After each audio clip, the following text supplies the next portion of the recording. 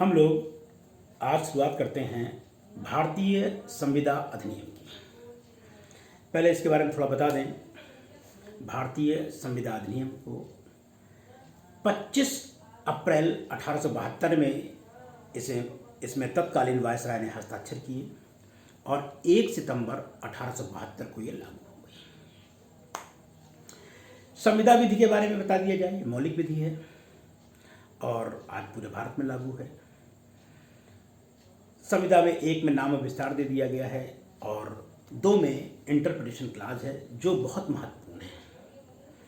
Interpretation clause में महत्वपूर्ण क्या बातें हैं, जैसे वचन क्या है। तो इसमें कुछ शब्दावलियाँ ऐसी हैं जिससे समझने में थोड़ी दिक्कत होती है।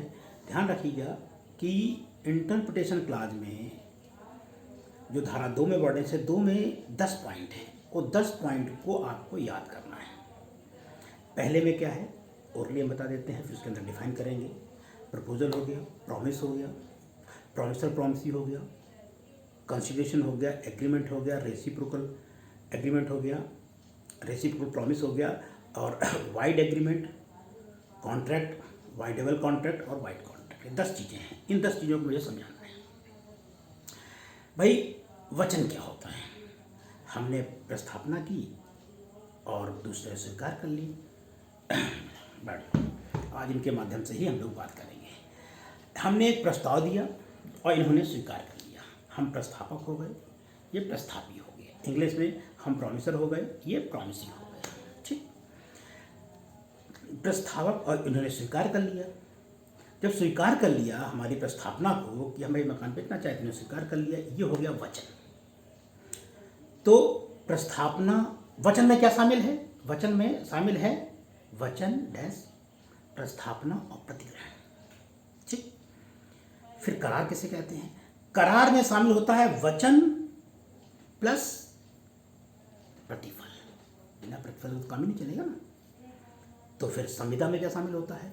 संविदा में शामिल होता है करार और जो विधि द्वारा प्रवर्तनीय हो।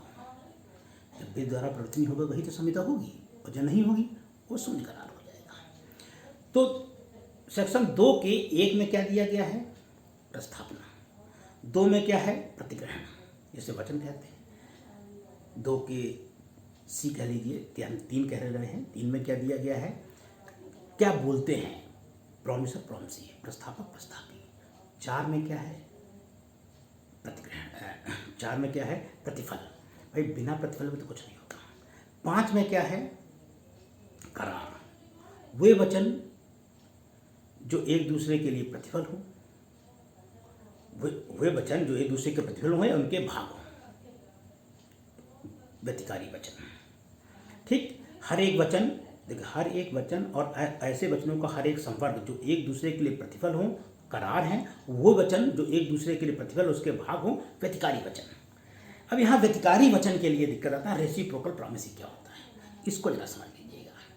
रेसिप्रोकल प्रॉमिस ये है, उदाहरण के तौर पे हमने एक आदमी से क्या कहा कि यार बॉम्बे से आ रहे हो, हमारे लिए सामान लेते हैं ना, पैसा हम कानपुर में दे देंगे, और वो सामान लेके नहीं आया, उसने संविदा भंग कर दिया। और पता लगा जो 100 रुपये की चीज़ मिल रही थी बॉम्बे में, हमने जो मंगाई थी, हमने दूसरे से सौदा कर रखा था। हमने मान लीजिए इनसे सौदा कर रखा था।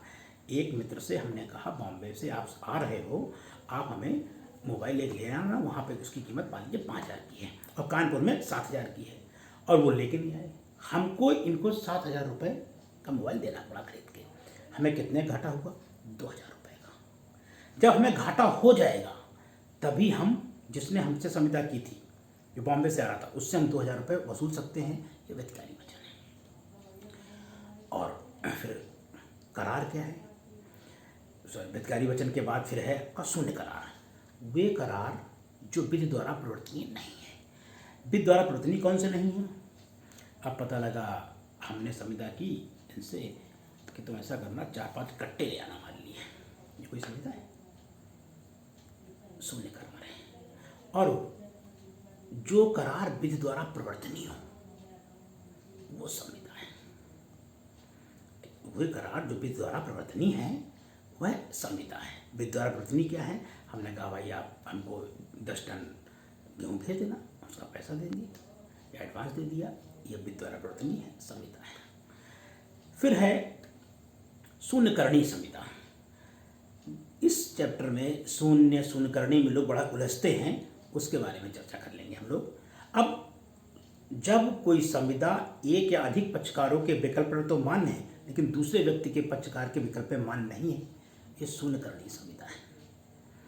उदाहरण के तौर पे हमने कहा, मान लिया ना, आपने दे दिया और पता लगा सब खराब माल दे दिया, आप करो ठीक है, तो हमारे पक्ष में हम संविदा को भंग करा सकते हैं ना। तो जब एक पक्ष संविदा को भंग कराए तो शून्यकर्णी संविदा।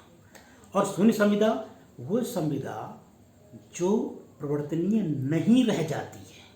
नहीं रह जाती है कि मतलब क्या है, दोनों लोग भूल कर रहे हैं, हमने कहा यार अपने गाँव वाला घोड़ा दे देना, उनका ठीक है, पैसा दे दिया, दोनों लोग गए, पता लगा घोड़ा मरा पड़ा था, इसको तो पालन करा नहीं सकते हैं, तो ये क्या हो गई, ये शून्य संविदा हो गई। ये था सेक्शन 2।